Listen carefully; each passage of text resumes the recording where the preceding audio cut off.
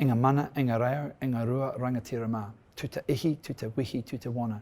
Tēnā koutou katoa. Ka nui te mihi ki koutou. No mai, haere mai. Greetings everyone, my name is Peter Miskimmin. I'm the CEO of Sport New Zealand. Clearly all of us in the play, active recreation and sports sector are being confronted by the COVID world in which we now live in. That has dramatically changed and very quickly changed the way in which we think and the way we are planning forward. Can I first acknowledge all the leaders out there who are going through quite a bit of stress and strain trying to deal with these multiple issues. I think the most important thing as leaders that we see this as an opportunity to take transformational change. While there's disruption, step back, step up and look for that opportunity. What we get told in the textbooks, don't waste the crisis.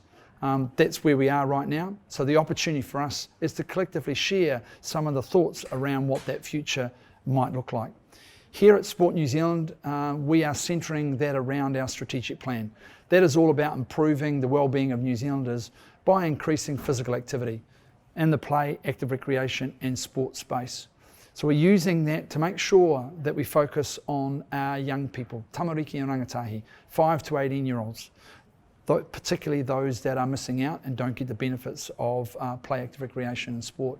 We also want to make sure that we're living the responsibilities to our bicultural responsibilities to Māori. We're also looking at diversity and inclusion, making sure, irrespective of age, of ability or disability, of ethnic background, of economic background, of sexual orientation, everyone has an opportunity to be involved and embrace sport, active recreation and play. We are framing this around 3 phases. We're fortunate enough to receive $265 million from government as a way of building into the recovery. And the 3 phases we're going through, the first is reset and rebuild, which is really about the here and now. It is about focusing on helping our sector and our organisations to not only survive, navigate their way through, but also ensure that they are providing opportunities for people to be physically active right now. The second thing we're doing is strengthen and adapt. This is looking at piloting with a number of sports and organisations. We've picked 11 national partners to look at a transformational plan to change their constitution, to change their structures, to change their culture, and to rethink the way they could operate into the future for future generations, to make sure that they're more relevant to their community. We've got 11 of those going at the moment, both sporting organisations and recreation organisations. And we're also looking at the synergy gain that's going to come from working across those 3.